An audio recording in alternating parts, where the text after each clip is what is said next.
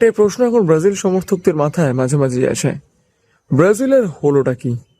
এই ব্রাজিলের সত্যি হলোটা কি? একসময় আমরা ব্রাজিল ফুটবল দলকে দেখতাম যে তারা প্রতিপক্ষকে গোলের মালা পরাতো, তাদের ফুটবলের জাদুতে মোহিত হতো গোটা বিশ্ব। কিন্তু কালকের ফ্রেন্ডলি ম্যাচে ব্রাজিল 10 জনের ফ্রান্সের কাছেও হেরে বসলো। ম্যাচের বয়স তখন 52 মিনিট, কিলিয়ান এমবাপ্পের গোলে এগিয়ে ছিল দিদিয়ার দেশের ফ্রান্স। ম্যাচের ঠিক তার 2 মিনিট পরে লাল কার্ড দেখে 10 জন হয়ে যায় ফ্রান্স। ওপেকামো লাল কার্ড দেখে বাইরে যাওয়ার ঠিক পরের মুহূর্তেই কিন্তু একই টেকে গোল করে 2-0 গোলের ফ্রান্সকে এগিয়ে দেয় এবং ব্রাজিলের হয়ে একটি গোল করে সম্মান বাঁচান সিলভা। তো সত্যি কথা বলতে গেলে এরকম একটা তারকাখচিত দল যেখানে ভিনিসিয়াস জুনিয়র, রাফিনার মতো প্লেয়াররা রয়েছে, তারা করছেটা কি?